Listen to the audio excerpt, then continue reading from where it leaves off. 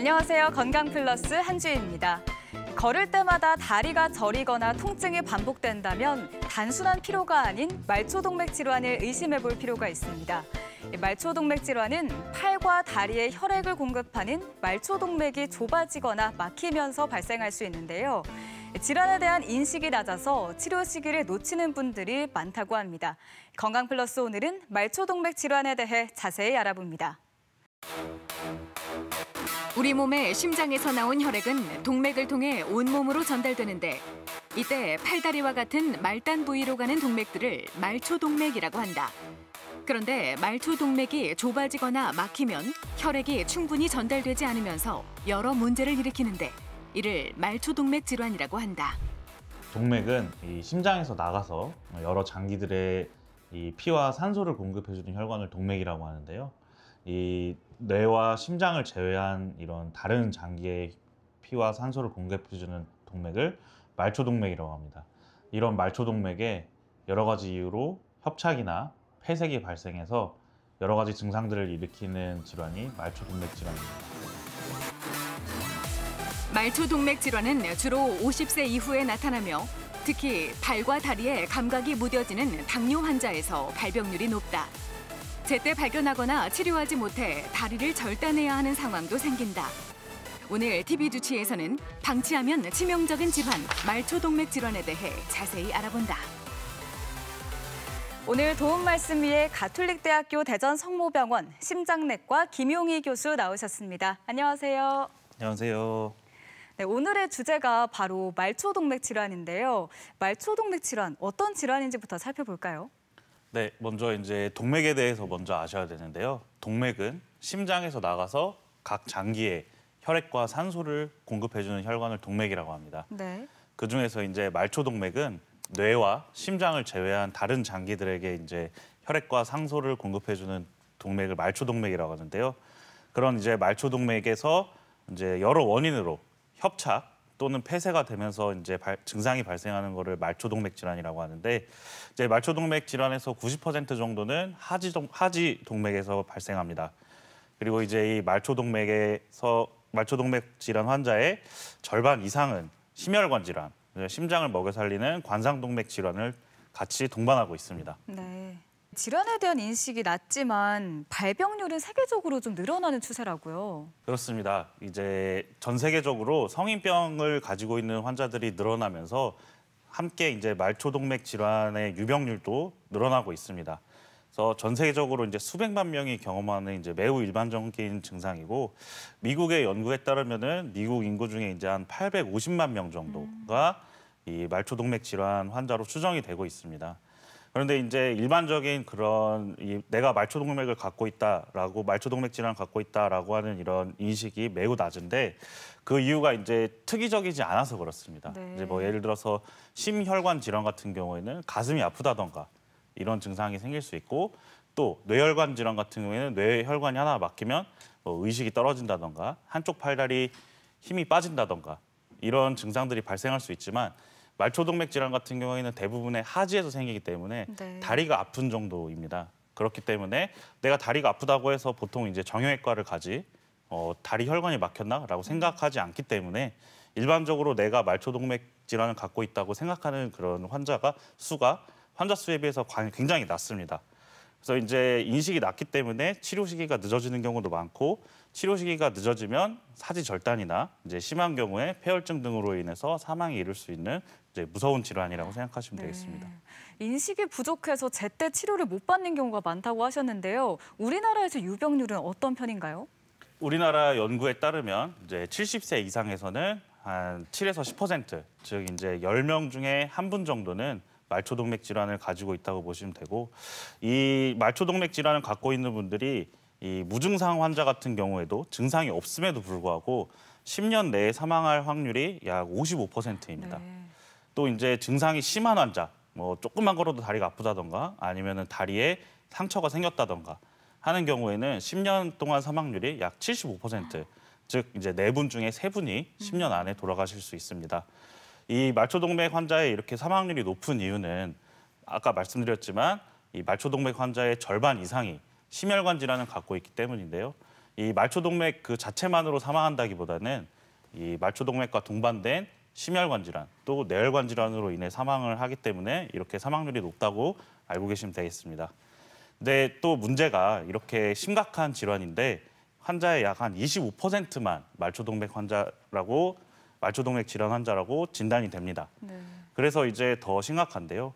또 한 가지 이제 이 아쉬운 거는 우리나라 이제 필수 건강검진 항목에 말초동맥 질환에 대한 이런 그 검사가 포함되어 있지 않다는 것이 좀 안타까운 현실입니다.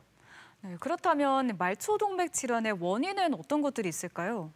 대부분은 이 동맥 내부에 이 플라크, 이제 지방성 물질인데 지방성 물질이 플라크가 침착이 되어서 거기에 이제 동맥경화가 생기고 동맥경화가 진행을 하면서 혈관 내경이 좁아져서 협착 혹은 폐쇄가 발생해서 생기게 됩니다. 그래서 이제 막힌 동맥이 어디냐에 따라서 증상이 많이 달라지게 되는데 뭐 대부분의 이제 경우는 하지동맥입니다. 하지동맥이 이제 좁아지거나 막히게 돼서 이런 다리 쪽 증상이 생기는 경우도 있고 아주 드물게 뭐 콩팥으로 가는 혈관이 막히면은 혈압 조절이 잘 안 된다던가 아니면 장으로 가는 혈관이 막히면은 이 밥을 먹고 나면 복통이 있다던가 하는 증상이 생길 수가 있습니다. 또 이제 드물게 이 플라크 말고 심장이나 이런 곳에서 혈전이 떨어져 나가서 동맥을 막게 돼서 생기는 경우가 드물게 있습니다. 네, 우리가 흔히 동맥경화라고 하면 심장이나 뇌의 혈관이 막히는 경우를 많이 얘기하는데 다리, 팔 쪽에 생기는 동맥경화도 좀 비슷한 양상인가요? 네, 정확히 같은 이렇게 원인으로 생긴다고 보시면 됩니다. 이 동맥경화를 조금 더 알기 쉽게 설명을 드리면 이 그림을 보시면 좀 더 이해가 됩니다. 이 기름기가 많은 피가 동맥을 오래 돌다 보면은 기름기가 점점 쌓이는데 네. 그게 이제 플라크라고 합니다.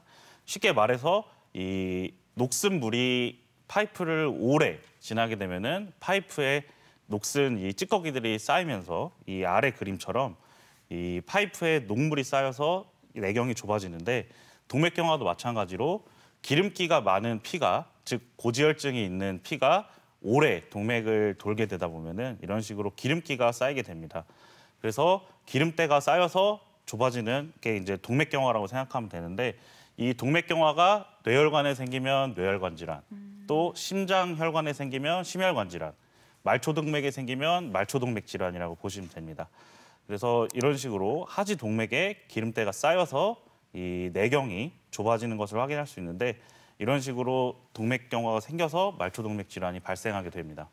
네, 말초동맥에는 뭐 다리나 팔, 신장 등이 포함되어 있지만 말초동맥 질환을 앓는 분들의 한 90% 이상이 하지동맥 질환에 해당한다고 들었는데요.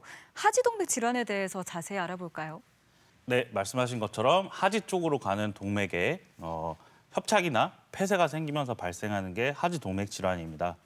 이제 하지 쪽에 있는 이제 근육 장기는 대부분이 근육이고요. 네.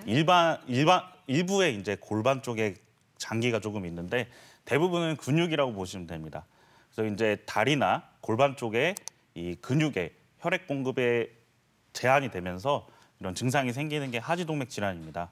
그래서 활동할 때 근육이 이 산소와 피를 더 요구하기 때문에 이 협착이 있는 분들은 근육과 이 근육에 산소와 피를 제대로 공급받지 못하면서 증상이 생기고 또 쉬면은 요구량이 줄어들기 때문에 증상이 호전됩니다. 그래서 이제 대표적인 증상이 조금만 걸어도 이 장단지나 골반 쪽이 땡기거나 그래서 휴식하면은 이제 다시 호전되는 것을 볼 수 있는데 이런 걸 이제 저희가 파행이라고 부릅니다. 그래서 이런 다리 혈액 공급이 줄어들고 이제 신체 활동이 힘들어지고 치료를 받지 않으면 그 협착하는 정도가 점점 줄어들기 때문에 이 증상이 점점 더 심해지는 게 하지동맥 질환이라고 생각하시면 되겠습니다. 네, 그렇다면 하지동맥 질환의 증상에는 어떤 것들이 있을까요? 네, 말씀드린 것처럼 파행이 이제 대표적인 질환인데 조금만 걸어도 다리가 당기고 피로감이 있어서 쉬었다가 걸어야 되고 하는 이제 그런 게 대표적인 증상이고 그 외에 이 엉치 쪽, 엉덩이 쪽으로 가는 근육의 혈액 공급이 제한이 돼서 엉덩이 쪽 통증이 있다던가 또 점점 더 증상이 심해지고 협착 정도가 심해지면은 이제 휴식할 때도 증상이 발생하게 됩니다. 휴식할 때 증상이 발생하게 되면은 이 휴식할 때도 발가락에 통증이 생기고 화끈거리는 증상이 생길 수가 있습니다. 그리고 이제 증상이 또 더 심해지면 피부에 궤양 같은 상처가 생길 수 있고 이제 상처가 자주 발생하고 또 그 상처가 일반적인 회복 속도보다 현저하게 저하돼서 회복 속도가 느리게 될 수 있습니다. 그리고 이 말초동맥 환자들은 보통 아주 차갑습니다. 네. 그래서 이 피부를 만져보면은 아주 차가운 이런 온도 감소와 또 이렇게 창백해지는 피부색 변화가 있을 수 있고 또 골반 쪽으로 가는 이 혈액 공급이 제한이 되기 때문에 남성애 같은 경우에는 발기부전을 일으킬 수도 있습니다. 네, 하지동맥 질환에 걸리더라도 인지를 잘 하지 못하는 경우가 많다고 하셨는데요. 치료를 하지 않으면 어떻게 되나요? 그 상처로 인해서 이제 궤양이 생기게 되고 그 궤양이 이제 제대로 치료를 받지 않으면 이 궤양 상태에서 더 진행을 해서 괴사가 되게 됩니다.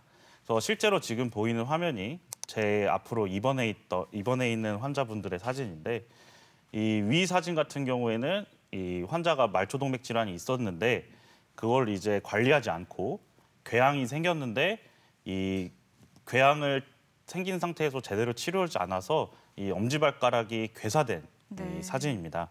그리고 이 아래 환자분 같은 경우에는 이미 이 무릎 아래로 괴사가 심하게 진행이 되어서 무릎 아래로 하지 절단 수술을 하였음에도 하지 절단한 이 상처가 다시 괴사가 생기게 되는 이런 사진인데 이런 식으로 하지동맥 질환을 제대로 치료하지 않게 되면은 궤양과 괴사가 생기고 그게 더 진행하면은 낫지 않아서 발가락 절단 그리고 하지 절단을 할 수가 있고 이 괴사인 상태에서 제대로 치료를 받지 않으면 괴사로 인해서 거기에 세균 감염이 생기고 세균 감염이 심하게 되면 폐혈증이 생기게 되고 폐혈증으로 인해 사망하게 될 수가 있습니다. 또한 아까 말씀드린 것처럼 말초동맥 질환 환자는 50% 이상이 심혈관 질환을 동반하기 때문에 심내혈관 질환을 이제 발생할 수 있게 되는 이제 고위험군이라고 알고 계시면 되겠습니다. 네, 정말 빠른 치료가 중요한 질환인 것 같은데요. 그렇다면 하지동맥 질환을 일으키는 위험 인자에는 어떤 것들이 있나요? 네, 50세 이상의 중년인 경우가 이제 위험 요소가 되고 또 일반적으로 저희가 아는 이런 심내혈관 질환의 위험 인자가 하지동맥 질환의 위험 요소가 되겠습니다. 흡연, 고혈압, 당뇨, 고지혈증이 있는 분들은 하지동맥 질환이 잘 발생할 수 있게 되고 심장 또는 혈관 질환의 가족력이 있으신 분들 그리고 비만, 운동 부족, 스트레스 등이 하지동맥 질환의 위험 요소가 되겠습니다. 혹시 성별에 따른 차이도 있을까요? 보통은 이런 위험 요소를 많이 갖고 있는 이제 환자분들이 남자 환자인데요. 또 최근 연구에 따르면 여자 환자들도 그에 못지않게 하지동맥 질환을 많이 갖고 있다고 알려져 있습니다. 대전 MBC 건강플러스 오늘은 말초동맥 질환에 대해서 살펴보고 있습니다. 이번엔 병원에 직접 찾아가서 환자들을 만나보고 진단 방법과 치료법에 대해서 살펴보겠습니다. 화면으로 만나보시죠. 말초동맥 질환의 90% 이상은 다리에 발생하는 하지동맥 질환이다.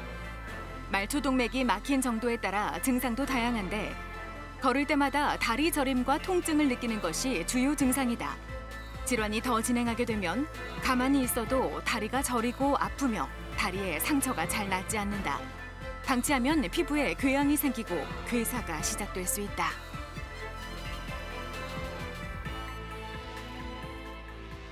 어디 불편하셔서 오셨죠? 한 50m 정도 걸으면 종아리가 땡기더라고요. 정형외과 진료도 받았었는데 효과가 없어서 왔습니다. 혹시 발가락이나 발바닥에 상처는 없으세요? 상처는 지금 없는데 한번 상처가 나면 잘 안 낫는 것 같아요. 지금 혹시 뭐 드시고 있는 약이 있으실까요? 네. 가족성 고지혈증을 진단받아서 약 먹고 있습니다. 가족성 고지혈증이면 가족분들 중에 심내혈관 질환이 있으세요? 어머님이 심근경색이 있으시고 친정 쪽에 뇌경색이 있으십니다. 말초동맥의 위험 인자로는 고혈압이나 당뇨, 고지혈증, 비만, 운동 부족 등을 들 수 있으며 해마다 발병률도 늘고 있다. 질환이 50% 이상 진행되고 나서야 증상이 나타나는 경우가 많아 증상을 경험하는 사람들 중에는 병명이나 원인조차 알아내기가 쉽지 않다.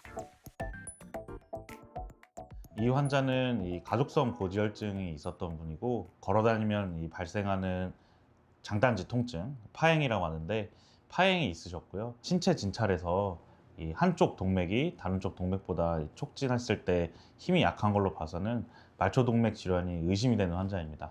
CT에서 이제 병이 발견이 되면 이 수술이라든지 시술이라든지 적극적인 치료를 요합니다.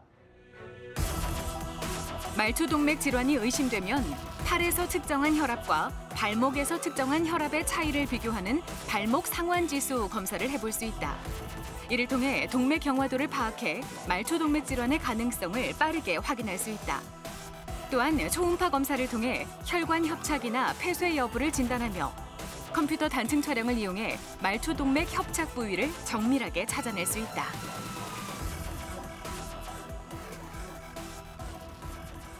지금 시술 받은 지 한 달 되셨잖아요.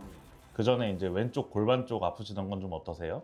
요즘에는 걷는 데는 전혀 지장 없이 편안하게 잘 걷고 있습니다. 저희가 오른쪽으로 시술했었잖아요. 그 오른쪽 사타구니 쪽 시술 부위는 잘 아물었어요. 생각보다 정말 빠르게 회복이 됐고요. 지금은 흔적 거의 찾아볼 수 없을 정도로 회복이 됐습니다. 저희 시술 전에 담배 많이 태우셨잖아요. 지금은 끊으셨나요? 지금 현재 노력 중인데 아직 완전히 끊지는 못했습니다. 담배를 안 끊으시면 심장이랑 이 다리 쪽 스텐트 넣었던 거 다시 막힐 수 있으니까 꼭 금연하셔야 돼요. 말초동맥 질환은 심장혈관이나 뇌혈관이 막혔을 때만큼 치명적이진 않지만 안심해서는 안 된다. 말초동맥이 막히면 심장을 둘러싸고 있는 관상동맥을 비롯한 다른 혈관에도 부담을 줘 심장이나 뇌혈관 질환을 일으킬 수 있기 때문이다. 특히 담배 속 니코틴은 혈관을 수축시키고 혈압을 상승시켜 동맥 경화를 촉진하기 때문에 흡연을 중단하는 것이 중요하다. 심근경색으로 내원한 사람들은 저희가 항상 말초동맥 검사를 같이 합니다. 그래서 말초동맥 검사를 해봤더니 한쪽 이 말초동맥 질환이 의심이 되어서 환자분께 다시 문진해본 결과 환자분도 항상 왼쪽 골반 통증을 호소하고 계셔서 저희가 그거에 대해서 추가적으로 검사했더니 이 왼쪽 골반 쪽으로 가는 혈관의 협착이 발견되어서 그 협착에 대해서 스텐트 삽입술을 시행한 상태입니다. 스텐트 삽입술을 시행하고 나서는 지금은 이제 증상 전혀 없이 잘 생활하고 계시고 앞으로 이제 약물 치료 그리고 생활 습관 교정, 운동, 금연 같은 이제 치료를 병행해서 이 재발을 방지하는 것이 중요할 것 같습니다. 말초동맥 질환의 치료는 상태가 심하지 않으면 생활 습관 개선만으로 충분히 관리할 수 있다. 증상이 심할 경우 혈관 확장제 등을 복용하는 약물 요법을 실시하고 중증인 경우에는 스텐트 시술이나 풍선 확장술을 진행하게 된다. 질환이 더욱 악화되면 인조혈관이나 자가혈관을 이용한 우회술도 가능하다. 말초동맥 질환은 기본적으로 심장과 뇌혈관과 같이 간다고 생각하시면 됩니다. 말초동맥 환자들의 절반 이상에서 심혈관 질환이 동반되고 있어서 말초동맥 질환이 있으면 항상 이 심뇌혈관 질환 검사를 반드시 하셔야 되고 또 그뿐만이 아니고 말초동맥 질환을 치료하지 않으면 이 발가락에 생긴 상처가 아물지 않고 궤양이 되고 괴사가 되어서 사지절단을 해야 되는 일이 생길 수 있고요. 아주 심한 경우에는 이 생긴 궤양이 폐혈증으로 진행하면서 사망에까지 이를 수 있습니다. 그렇기 때문에 우리가 말초동맥 질환을 가벼이 여기면 안 되고 적극적인 치료를 하고 또 말초동맥 질환 환자들은 항상 심뇌혈관 이런 위험인자를 보고 적극적으로 교정해야 합니다. 과거에 비해 당뇨나 고혈압과 같은 만성 질환을 앓는 사람들이 늘면서 말초동맥 질환 발병률도 늘고 있다. 특히 흡연은 매우 강력한 위험인자이기 때문에 금연을 유지하는 것이 중요하다. 또한 위험인자가 있다면 말초혈관 건강을 미리 점검하고 적극적으로 치료받는 것이 혈관 건강을 지키는 지름길임을 명심하자. 병원을 찾아가서 환자들을 만나보고 진단법과 치료법에 대해서 살펴봤습니다. 계속해서 하지동맥 질환의 진단 방법에 대해 더 자세히 알아볼 텐데요. 하지동맥 질환이 의심되면 검사는 어떻게 해야 될까요? 하지동맥 질환을 진단하는 방법은 여러 가지가 있는데 그중에 이제 대표적인 게 발목 상환 지수입니다.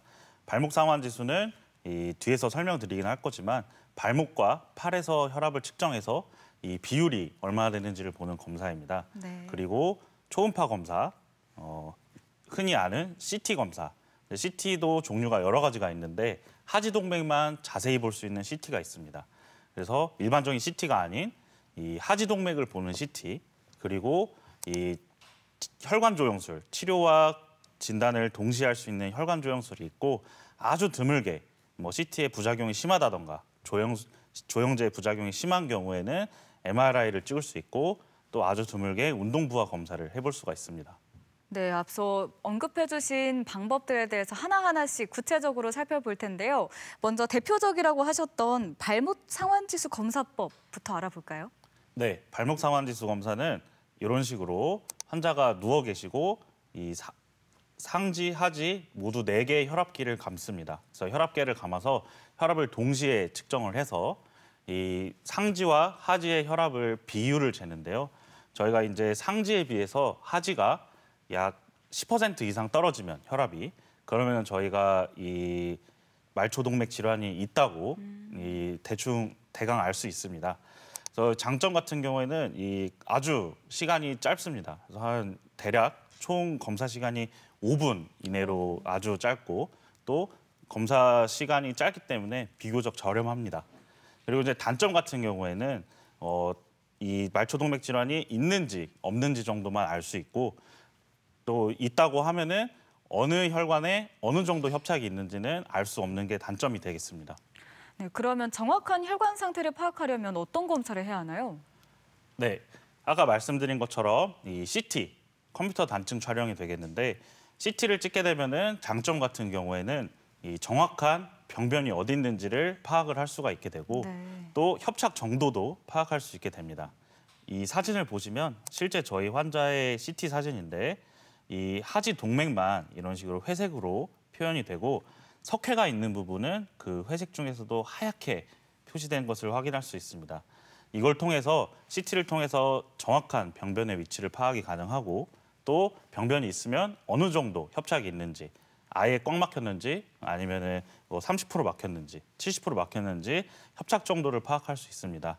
단점으로는 근데 이제 발목 상완 지수에 비해서 비싸고 이 조영제를 사용해야 되는 게 단점인데, 조영제를 사용하기 때문에 조영제에 대한 알레르기가 있거나 혹은 콩팥 기능이 좀 안 좋으신 분들 같은 경우에는 CT 촬영에 어려움이 있을 수 있습니다. 그럼 혈관 조영술은 CT랑은 어떤 게 다른가요? 네, 혈관 조영술은 입원해서 해야 하는 검사입니다. 장점으로는 검사와 시술을 같이 할 수 있는 게 이제 큰 장점이 되겠습니다. 사진을 보시면 이런 식으로 저희가 혈관 안에 관을 넣어서 네. 관을 통해서 조영제를 흘려주면서 엑스레이를 찍게 되면은 이렇게 이 혈관이 협착되는 정도를 파악할 수 있고, 또 혈관이 협착되는 걸 파악하면 그 자리에서 시술을 바로 할 수 있다는 장점이 있습니다. 하지만 단점은 역시 입원이 필요하다는 것, CT와 마찬가지로 조영제를 사용해야 된다는 것, 그리고 혈관 안에 아무래도 관을 넣어야 되기 때문에 그런 시술과 관련된 부작용, 혈관이 천공된다든지 이런 시술과 관련된 부작용이 있다는 게 단점이 되겠습니다. 지금 A, B 사진은 같은 상황을 찍은 사진인 건가요? 네, 맞습니다. 같은 사진인데 이제 A는 이런 뼈가 안 보이게 저희가 조작을 한 사진이고, 네. B는 이제 뼈가 보이도록 조작을 한 사진입니다. 네, 검사를 통해서 하지 동맥 질환으로 진단을 받으면 치료법은 어떻게 될까요? 네, 치료 방법은 생활 방식 교정과 약물 치료, 그리고 수술, 그리고 중재적 시술, 이게 혈관 안에 들어가서 혈관 내부에서 하는 중재적 시술, 총 3가지로 되겠습니다. 네, 초기의 경우에는 생활 방식을 교정하거나 또 약물 치료만으로도 좋아질 수 있다고 하셨는데 어떻게 가능한 걸까요? 가장 중요한 건 금연입니다. 담배를 피우시는 분들은 분명히 이런 말초동맥 질환이 진행을 하게 됩니다. 그래서 금연하는 게 아주 중요하고, 그 다음으로는 운동이 중요합니다. 왜냐면 이제 운동을 하게 되면은 이 곁가지 혈관들이 발달하게 되면서 같은 협착이 있어도 곁가지 혈관이 발달하게 되면은 조금 더 운동 능력이 향상되는 것을 볼 수 있고요. 또 이 상처가 나으면 잘 낫지 않기 때문에 발 손상, 이제 상처가 나지 않도록 보호하는 게 중요하겠습니다. 그리고 이 너무 기름진 음식을 많이 먹지 않도록 건강한 식습관을 유지하는 게 좋을 것 같습니다.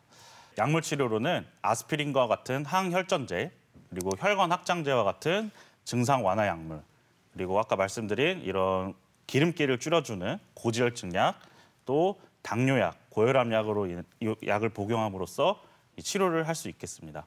네, 교정 치료나 약물 치료로도 불가능하면 수술까지 가야 될 텐데 수술법엔 어떤 것들이 있을까요? 네, 맞습니다. 수술로는 동맥 내막 절제술과 동맥 우회 수술이 있습니다. 동맥 내막 절제술부터 설명을 드리면 동맥 내의 플라크를 수술적인 요법으로 직접 제거를 하고, 그래서 방법으로는 동맥을 절개하고 물리적으로 플라크를 제거를 하고 그다음에 혈관 봉합을 하거나 아니면 이제 정맥 또는 인조 혈관 패치를 대서 이 갈랐던 혈관을 다시 봉합하는 과정이고요. 효과는 아주 훌륭합니다. 이제 보통 수년 이상 지속이 되는 걸로 알려져 있고, 하지만 이제 단점으로는 이 살을 가르고 혈관에 접근해야 하기 때문에 가능한 혈관이 한정적입니다. 뭐 예를 들어서 저희가 동맥내막 절제술을 하려고 배를 다 가르고 할 수가 없기 때문에 이 대퇴동맥이나 슬화동맥 같이 이 피부에 가까운 동맥만 동맥내막 절제술을 할 수 있다는 그런 단점이 있습니다. 네, 사진도 좀 준비를 해주셨다고요. 네, 이 사진을 보시면 이 동맥내막 절제술 실제 했던 사진인데, 먼저 이렇게 도식화된 그림을 보시면은 이런 식으로 혈관을 절개하고 그 안에 있는 지방 덩어리인 플라크를 제거하는 것을 확인할 수 있습니다. 이 실제 사진은 동맥을 절개하고 동맥 안에 있는 플라크를 제거한 다음에 이건 이제 패치인데요. 패치를 해서 혈관을 봉합하는 걸 확인할 수 있습니다. 네, 그러면 구체적으로 환자 사례를 통해서도 한번 살펴볼까요? 실제로 제 앞으로 입원했었던 환자입니다. 77세 남자 환자고 증상은 수년 전부터 시작된 운동 시 발생하는 왼쪽 동아리 통증으로 오셨습니다. 네. 그래서 100m만 걸어도 쉬어야 된다는 증상이 있었고요. 이제 과거력으로는 뇌경색이 있었고 협심증으로 제가 스텐트 삽입술을 하셨던 분입니다. 그래서 5년 전에 같은 증상으로 이제 다른 병원에서 혈관 성형술을 시행했는데도 이런 식으로 파행 증상이 있어서 오셨습니다. 혈관 성형술 5년 전에 했던 사진을 보시면 이 부분, 여러분들 보이시는 것처럼 이 까만 부분에 협착이 있는 것을 확인할 수 있는데요. 이 협착이 있는 부분에 이 풍선으로 넓히고 나서 사진이 이전보다는 호전이 있습니다. 네. 호전이 있는데 아직 풍선으로만 넓혔기 때문에 플라크가 완전히 제거되지 않아서 아직 협착이 남아있는 사진을 볼 수 있습니다. 그래서 재입원 후에 이제 치료 방향을 고민을 했는데 재입원 후에 다시 혈관 성형술을 시행해 보니까 이 노란색으로 보였던 게 석회를 동반한 플라크인데요. 이 플라크가 아주 진행을 한 것을 확인할 수 있었습니다. 그래서 5년 전에 혈관 성형술을 했는데도 이 완전히 증상이 호전이 되지 않고 플라크가 더 자라는 것을 확인할 수 있어서 이 부분은 이제 대퇴동맥인데 네. 대퇴동맥은 피부와 아주 가까운 혈관입니다. 그래서 아예 이거를 물리적으로 플라크를 제거하는 동맥내막 절제술을 하는 게 더 좋을 것으로 판단이 되어서 이 외과 선생님에게 의뢰를 해서 동맥내막 절제술을 시행을 하였고, 이 수술방에서 실제로 이제 찍은 사진인데 이런 식으로 석회를 동반한 심한 플라크가 있어서 이거를 제거를 하였고 현재는 증상이 아예 없이 잘 외래를 다니고 계십니다. 네, 앞서 수술법 중에 동맥 우회술이라는 것도 있었는데요. 이건 어떤 수술법인가요? 네, 동맥 우회술은 석회화된 긴 폐색 부위에서 유용하다고 알려져 있습니다. 그래서 동맥을 막힌 부분이 있으면 그 부분을 우회해서 본인 정맥이나 또는 인조 혈관을 사용하는데 아예 새로운 길을 만든다고 생각하시면 됩니다. 네, 사진으로 조금 더 이해를 도와드린다면 이런 식으로 이 부분에 플라크가 생겨서 협착이 되어 있으면은 우회로 이 새끼를 만들어서 새끼를 통해서 피를 공급해 준다고 생각을 하시게 되는데, 도식화된 그림을 보면 이 막힌 부분을 본인의 정맥 혹은 인조혈관으로 우회를 한다고 생각하시면 되겠습니다. 네, 그런가 하면 외과적인 절개법 없이 기구를 넣어서 치료하는 시술 치료도 있다고요. 네, 맞습니다. 중재적 시술이라고 하는데 저희가 이제 혈관 안쪽에서 시술을 해서 막힌 혹은 협착된 혈관을 넓힌다고 생각하시면 되겠습니다. 중재적 시술로는 풍선 혈관 성형술, 그리고 스텐트 삽입술이 있고, 그리고 약물 코팅 풍선 혈관술이 있는데 이 그림은 스텐트 삽입술을 이제 도식화시킨 그림입니다. 이 스텐트라는 거는 그물망이라고 생각하시면 되는데 그물망을 혈관 안쪽에 넣어서 다시 재협착을 방지하는 그런 기구라고 생각하면 되는데 이런 식으로 저희가 혈관 안쪽에서 막히거나 좁아진 혈관을 시술하는 것을 중재적 시술이라고 생각하시면 되겠습니다. 네, 그럼 먼저 풍선 혈관 성형술에 대해서 살펴볼까요? 네, 풍선혈관 성형술은 이제 혈관을 천자해서 혈관에 구멍을 뚫는 걸 천자라 그러는데 혈관에 구멍을 뚫어서 카테터를 통해서 막히거나 좁아진 혈관까지 접근을 하게 됩니다. 그리고 나서 혈관 조영술을 한 다음에 어느 정도 이 혈관이 좁아지거나 막혔는지를 파악을 하게 되고요. 그다음에 이제 동맥 안으로 풍선을 삽입하고 협착 부위에 풍선을 팽창을 해서 넓히고 그럼으로써 혈류를 복원하게 됩니다.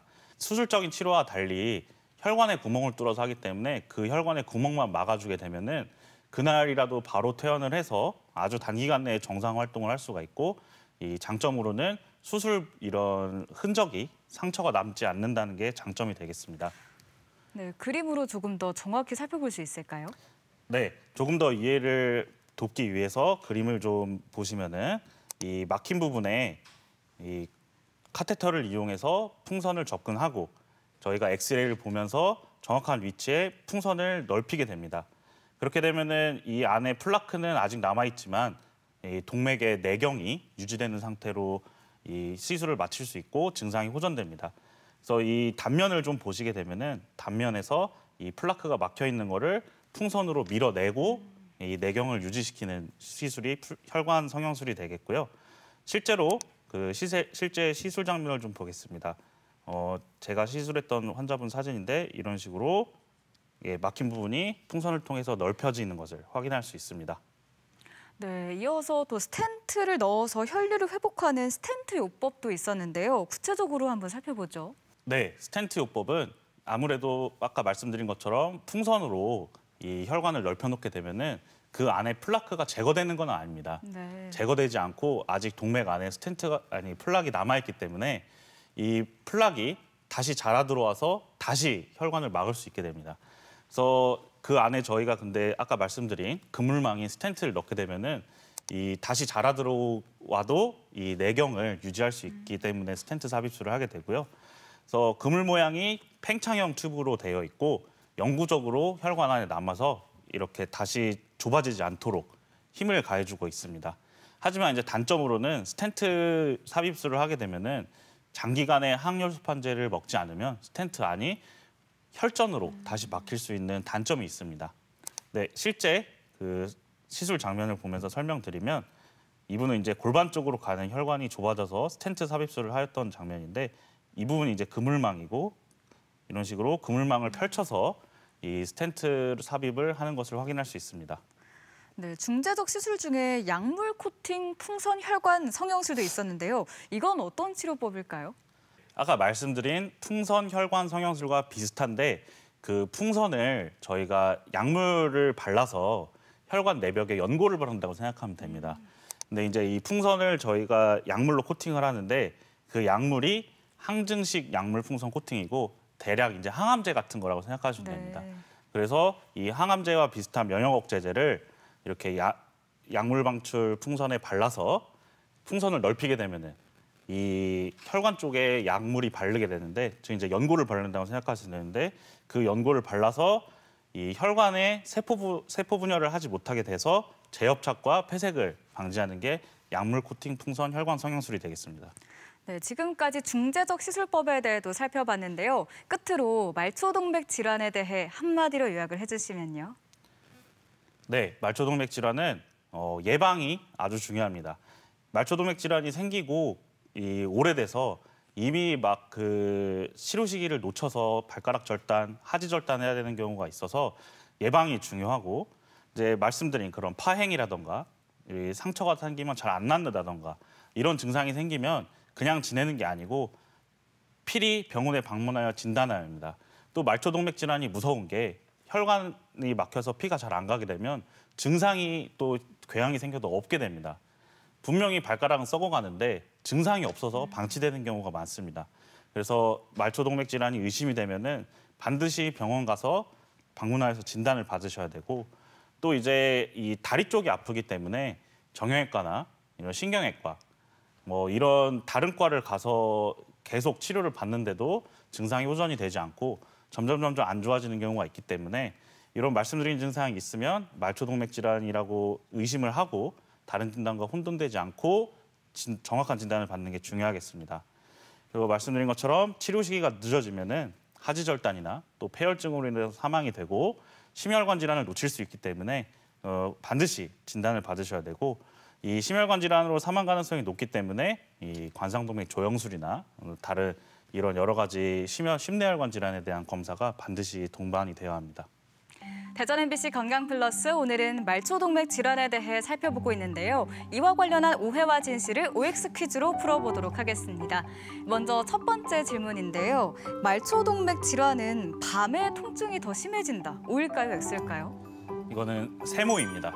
네. 그래서 말초동맥 질환이 어느 정도 있는 경우에는 낮에 증상이 심하고 쉬면 이제 밤에 호전이 되는 경우가 있는데 아예 이 동맥이 꽉 막혀가지고 다리 쪽으로 가는 혈관이 꽉 막혀서 가만히 있어도 아픈 경우에는 밤에 심해집니다. 왜냐하면 이제 밤에는 주로 누워서 자기 때문에 중력에 의해서 피가 다리 쪽으로 잘 안 갈 수가 있습니다. 네. 그래서 어느 정도 증상이 있는 경우에는 활동하는 낮에 증상이 심해지지만 증상이 아주 심한 경우에는 밤에 오히려 악화되는 경우가 있어서 이 질문은 세모입니다.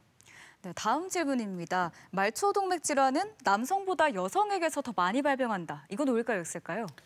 이것도 세모입니다. 이게 전통적으로는 이 말초동맥 질환의 위험 인자인 흡연, 당뇨, 고혈압, 고지혈증이 남자에게 더 많기 때문에 말초동맥 질환은 남자에게서 더 많다고 알려져 있지만 최근 연구에 따르면 이 여자들도 그에 못지않게 많이 갖고 있다고 알려져 있어서 이번 질문의 답도 세모가 되겠습니다. 네, 이어서 질문 드리겠습니다. 말초동맥 질환을 방치하면 상처가 나도 낫지 않는다. 이건 O일까요, X일까요? 이건 O입니다. 그래서 말초동맥 질환은 아까 말씀드린 것처럼 이 상처가 잘 발생하고 상처가 생겨도 증상이 없고 잘 낫지 않기 때문에 이 상처가 점점 악화되는 경향이 있습니다. 네, 다음 질문도 드리겠습니다. 말초동맥 질환의 초기일 때 아스피린 복용이 도움이 된다. O일까요, X일까요? O입니다. 이 말초동맥 질환의 치료제 중에 하나가 아스피린입니다. 아스피린은 혈소판의 기능을 떨어뜨려서 혈전 방지를 하고 이렇게 혈전 방지를 함으로써 말초동맥 질환 그리고 심내혈관 질환의 진행을 방지하는 효과를 얻게 됩니다. 하지만 이제 무분별하게 아스피린을 복용하면 안 되는 이유가 아스피린을 복용하게 되면은 위장관 출혈이 발생할 그런 가능성이 먹지 않은 환자에 비해서 한 2배 정도 높기 때문에 무분별하게 복용하는 게 아니고 의사와 상담해서 그런 아스피린과 같은 약을 복용하는 게 필요하겠습니다. 네, 마지막 OX 질문인데요. 말초동맥 질환은 흡연과 연관성이 매우 높다. O일까요, X일까요? O입니다. 저희의 이제 말초동맥 질환의 가장 큰 적은 이 흡연입니다. 실제로 저희 환자 중에 하지 절단을 했음에도 금연을 못하는 환자들이 있는데요. 저는 정말 안타깝습니다. 그래서 이 말초동맥 질환은 흡연과 아주 이런 밀접한 연관이 있기 때문에 이 말초동맥 질환이 진단이 되시거나 아니면 심내혈관 질환이 진단이 되신 분들은 반드시 금연이 필요합니다. 대전 MBC 건강플러스 오늘은 말초동맥 질환에 대해 살펴보고 있는데요. 이와 관련한 시청자의 궁금증을 풀어보도록 하겠습니다. 첫 번째 질문입니다. 가족 중에 심근경색을 앓는 분이 있는데 저도 말초동맥 질환에 걸릴 위험성 있을까요? 네, 이 동맥이라는 게 심장 혈관만 안 좋아지는 게 아니고 심장 혈관이 안 좋아질 분들은 말초동맥도 같이 안 좋아질 수 있습니다. 그래서 이제 가족력에서 심근경색이나 뇌경색 이런 과거력이 있다면 이 본인도 말초동맥 질환 위험에 조금 더 다른 분들보다 높다고 생각하시면 되겠습니다. 유전의 가능성이 있다라고 생각하면 되겠네요. 이어서 또 질문 드릴게요. 당뇨병이 있는데 다리 저림이 있어서 약물을 복용 중입니다. 그런데 차도가 없는 것 같은데 왜 그럴까요? 당뇨가 있으신 분들은 기본적으로 당뇨 신경병증이 있을 수 있습니다. 이 당뇨로 인해서 말초 신경이 망가지는 게 이제 당뇨 신경병증인데 보통은 이 다리 저림이 당뇨 환자들 같은 경우에는 말초 신경병증에 의해서 생기는 경우가 많은데 일부 환자들은 분명히 이 말초 동맥 질환이 있을 수 있습니다. 그래서 말초 신경병증이 있을 정도의 환자분들은 말초 동맥 질환도 같이 있을 수 있기 때문에 이거는 이제 치료를 받음에도 불구하고 계속 다리 저림이 있으면은 말초 동맥 질환에 대한 검사가 필요하겠습니다. 네, 끝으로 말초동맥 질환에 대해서 한마디로 정리해보면 좋을 것 같은데요. 말초동맥 질환은 네모다. 어떻게 하시겠나요? 네, 숨은 암살자라고 말씀드리겠습니다. 말초동맥 질환은 말씀드린 것처럼 증상이 비특이적이고 또 굉장히 위험한데 저희가 알아차리기가 힘듭니다. 그렇기 때문에 말초동맥 질환은 숨은 암살자라고 말씀드리겠습니다. 대전 MBC 건강플러스 오늘은 말초동맥 질환에 대해서 살펴봤습니다. 오늘 도움 말씀에 심장내과 김용희 교수 함께하셨습니다. 감사합니다. 네, 이어서 오늘 아침을 상쾌하게 운동으로 열어드리는 건강 틈새 운동 시간인데요. 함께 따라할 준비 되셨나요? 안녕하세요. 대전과학기술대학교 스포츠건강관리학과 유정빈입니다. 여러분 코어 근육 얘기 많이 들어보셨죠? 코어 근육은 체간을 감싸고 있는 근육입니다. 코어 근육의 역할은 척추를 안정화시키고 요통을 예방을 하는데 아주 중요한 역할을 합니다. 오늘 저와 함께 집에서 할 수 있는 코어 근육 운동을 배워보도록 하겠습니다. 첫 번째 운동 동작은 푸시업 플러스 니업입니다. 양손은 어깨 넓이만큼 벌려주시면 됩니다. 그리고 앞꿈치를 세워서 양발을 쭉 붙여주시면 됩니다. 이때 주의하실 사항이 허리가 처지거나 너무 들리지 않게 체간 몸통을 일자로 만들어 주셔야 됩니다. 자, 이 상태에서 양 무릎을 번갈아 가면서 가슴 쪽으로 쭉 끌어당기실 겁니다. 하나, 둘, 셋, 넷. 네, 이때 주의하실 사항은 무릎을 들어 올릴 때 호흡을 내뱉고 내리실 때 호흡을 들이마셔야 됩니다. 또 주의할 사항은 동작을 빨리 하시면 코어 근육의 활성화가 더디기 때문에 천천히, 굉장히 천천히 실시해야 된다는 점 주의해 주셔야 됩니다.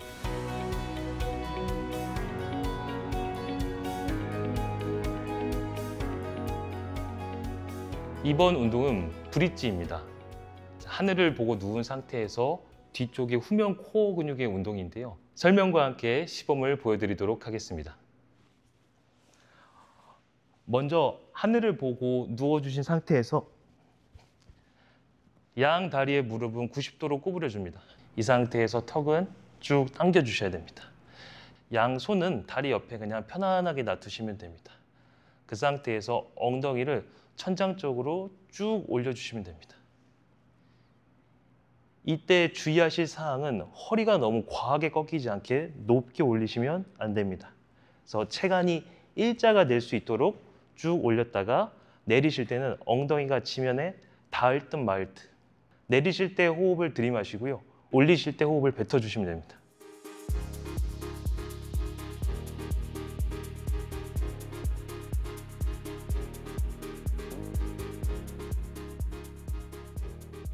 이번에는 두 발이 아닌 한 발로 하는 외발 브릿지를 실시하도록 하겠습니다. 두 발을 체중을 지지하는 게 아니라 한 발로 체중을 지지하기 때문에 더 큰 근력이 요구됩니다. 자, 아까 똑같은 자세를 취해 주신 다음에 한쪽 다리를 들어주시면 됩니다. 지지하고 있는 다리를 이용해서 엉덩이를 쭉 올렸다가 닿기 직전까지 내렸다가 호흡도 같이 해주시면 됩니다.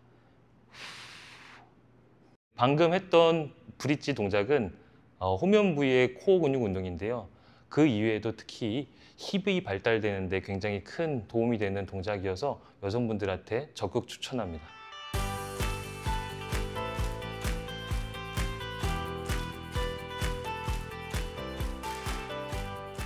다음 동작은 데드버그입니다. 마치 죽은 벌레의 자세와 똑같다고 해서 데드버그라는 명칭이 생겼습니다. 시범과 함께 보여드리도록 하겠습니다. 하늘을 보고 누워주신 상태에서 양 손은 앞으로 나란히 해주시면 됩니다. 양 다리는 똑같이 무릎을 90도로 유지해 주시고 발목도 90도로 유지를 해주셔야 됩니다. 이 상태에서 교차되는 손과 다리를 쭉 바닥 쪽으로 펴주시면 됩니다. 양 손과 다리는 지면에 닿으면 안 됩니다. 이 상태에서 주의하실 점은 허리가 위아래로 움직이지 않게 잘 고정시켜 놓고 운동을 진행하셔야 됩니다.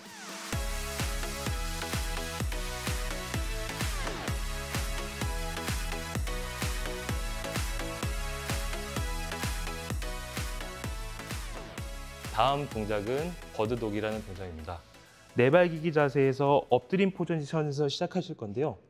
자, 양손은 어깨 너비만큼 벌려주시고요. 양쪽 다리도 어깨 넓이만큼 벌려주시면 됩니다. 이때 발등이 지면에 닿게끔 해주시면 됩니다. 아까 데드버그와 마찬가지로 교차되는 손 다리를 쭉 지면에서 띄어서 내 체간과 일자로 만들어질 때까지 들어 올렸다가 다시 돌아와 주시면 됩니다.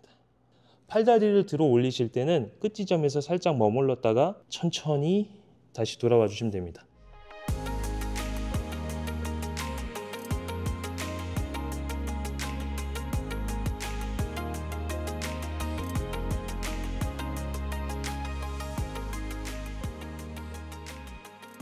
이번 운동은 오뜨기 운동입니다.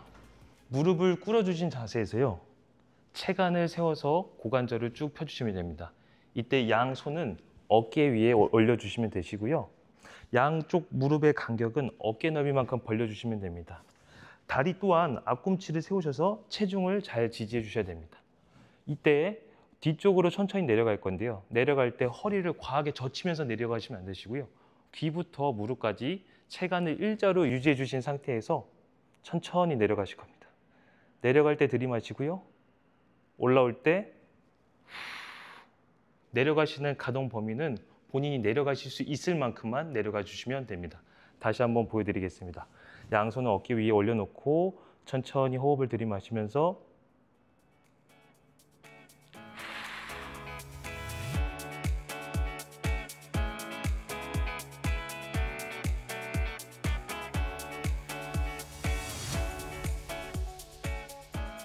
오늘 저와 함께 코어 운동을 실시해 보았는데 어떠셨을까요? 집에서 하실 때는 아무래도 자세가 굉장히 중요하기 때문에 거울을 잘 이용해서 실시해 주시기 바랍니다. 항상 집에서 안전하고 건강하게 운동하시길 바랍니다. 저는 다음 시간에 더 재밌는 모습으로 찾아뵙겠습니다. 안녕! 건강플러스 저희가 준비한 소식은 여기까지입니다. 이번 한 주도 건강한 한 주 보내시고요. 저희는 다음 주 이 시간에 다시 찾아뵙겠습니다. 함께해 주신 여러분 고맙습니다.